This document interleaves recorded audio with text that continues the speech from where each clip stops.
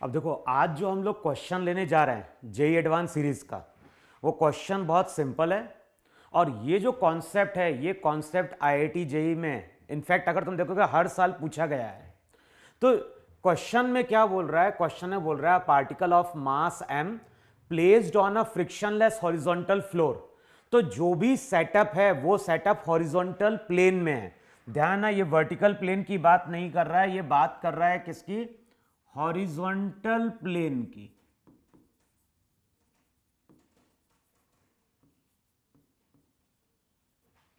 अब क्वेश्चन में क्या बोल रहा है? Particle of mass m is placed on a frictionless horizontal floor and is connected with the help of a light elastic cord to a nail O driven in the floor.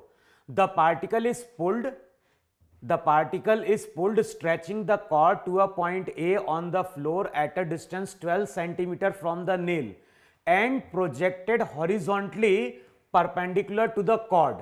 If the particle is observed moving with a velocity 24 meter per second at a point B at a distance 10 centimeter from the nail at an angle theta equals to 37 degree with the cord as shown in figure, find the velocity of projection of the particle. तो question में क्या बोल रहा है? Question में बोल रहा है कि यहां पे हमारी एक स्ट्रिंग है। जो भी स्ट्रिंग है, स्ट्रिंग हमारी कैसी है? इलास्टिक है।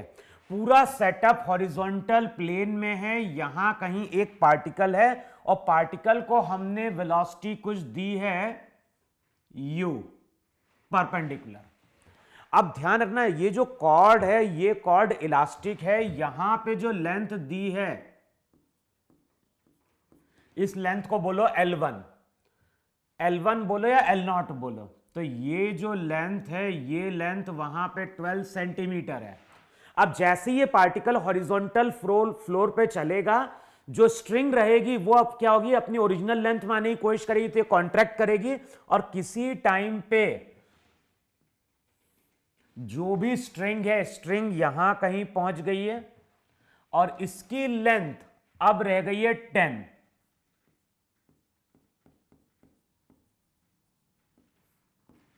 और यहां कहीं जो पार्टिकल है हमारा, यहां कहीं जो पार्टिकल हमारा है, ये पार्टिकल कितनी वेलोसिटी फॉर्म कर रहा है? ये v वेलोसिटी पे है एट एन एंगल थीटा। अच्छा, थीटा की वैल्यू कितनी दी हुई है? थीटा की वैल्यू दी हुई है 37 डिग्री। अब ध्यान रखना है, यहां पे जो भी स्ट्रिंग है, स्ट्रिंग यहां पे इलास्टिक है और स्ट्रिंग अगर इलास्टिक है तो यहां पे क्या डेवलप हो रहा होगा? यहां पे डेवलप हो रहा होगा टेंशन T। यहां पे टेंशन अलग होगा, यहां पे टेंशन अलग होगा। लेकिन अब बताओ, जो भी बॉल पे टेंशन लग रहा है, टेंशन का इस पॉइंट के अबाउट टॉर्क क्या है? इस पॉइंट की बात करें या इस पॉइंट की बात करें, ध्यान रखना डायग्राम हॉरिजॉन्टल प्लेन में, तो नॉर्मल बाहर की ओर होगा, mg अंदर की ओर होगा। तो नॉर्मल और mg, जो नॉर्मल और mg फोर्स है वो तो इस एक्सिस के क्या है? पैरेलल है। और अगर कोई फोर्स एक्सिस के पैरेलल है तो एक्सिस के अबाउट उसका टॉर्क 0 होता है। तो यहां पे अगर देखोगे नॉर्मल mg का कोई टॉर्क बनेगा नहीं। टेंशन की लाइन ऑफ एक्शन एक्सिस से पास कर रही है, तो इस एक्सिस के अबाउट अगर टॉर्क 0 है तो एंगुलर मोमेंटम हमारा क्या होगा? कंजर्व होगा।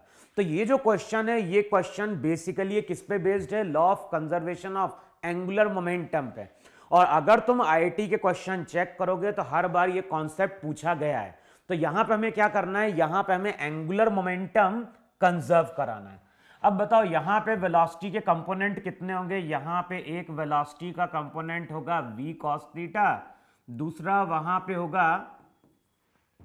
अब बताओ, इनिशियली एंगुलर मोमेंटम क्या लिखोगे? इनिशियली एंगुलर मोमेंटम लिखोगे mu, परपेंडिकुलर डिस्टेंस 12। बाद में क्या होगा? बाद में होगा mv sin 37। परपेंडिकुलर डिस्टेंस कितना हो गया? 10। वहां पे m से m कैंसल आउट होगा, रिजल्ट हो जाएगा 12u इक्वल्स टू v की वैल्यू कितनी? 24 sin 37 3/5। परपेंडिकुलर डिस्टेंस कितना हो गया? 10। अब अगले स्टेप में 12 टू ज़ 24 5। अब बताओ यहां से अगर तुम सॉल्व करोगे तो u की वैल्यू कितनी आएगी? u की वैल्यू आएगी वहां पे 12 मीटर पर सेकेंड। तो इसका मतलब है कि जो भी पार्टिकल है, इस पार्टिकल को हमने 12 मीटर पर सेकेंड से वहां पे क्या किया है? प्रोजेक्ट किया है। तो क्वेश्चन में कोई एनर्जी किसी चीज का कॉन्सेप्ट एप्लीकेबल नहीं है। यहां पे हमें सिंपली केवल इस एक्सिस के अबाउट एंगुलर मोमेंटम क्या करना है? कंजर्व कराना है। तो नोट कर लो इस क्वेश्चन को वहां पे।